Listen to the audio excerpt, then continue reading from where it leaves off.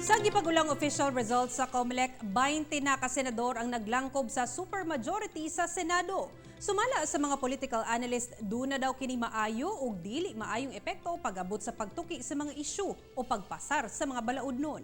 Nakatutok si John D. Esteban. Human madawat ang ipaabot nga Certificate of Canvass gikan Saudi Arabia ug Washington. Nakapagula na og official result ang Commission on Elections. Siyam sa senatorial candidates nga kapartido o miyembro sa grupong kaalyado ni Presidente Rodrigo Duterte ang pasok sa Magic 12. Samtang walay nakalusot, bisan usa gikan sa oposisyon. Medyo may problema din yung kanilang campaign strategy. No? Start pa lang, we notice na medyo elitist and discriminating sila. Since discriminate nila na yung mga other candidates ng HNP are bobo and therefore yung kanilang mga supporters are bobo.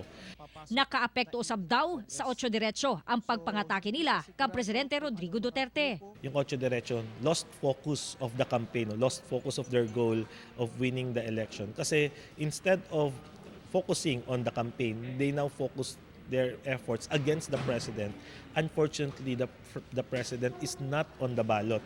Pero doon na usab daw disadvantage karong walay nakalusot nga taga-oposisyon. Meron at some point meron pa ring checks and balance pero hindi na ganun kalakas as compared to medyo malakas yung opposition.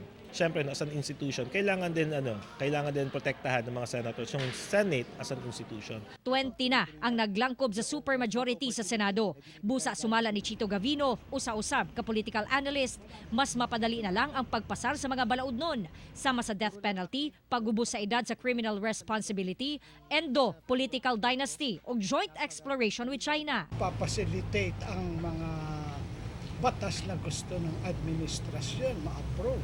Pero wala daw gihapoy kasiguruhan nga makalusot ang charter change. My personal view is hindi kaya sa Senado because they cannot get still the 3/4 votes needed to pass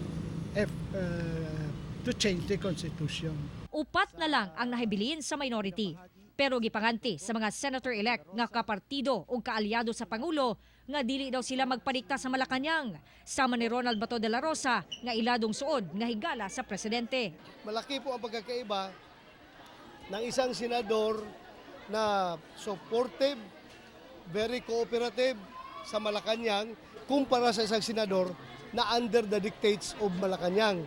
Ako po ay magiging cooperative and supportive but never po ako magpapadikta. Hindi po ako pwedeng diktahan. Kauban si Mel Colmenares sa kamera. Ako si John D. Esteban para sa One Mindanao.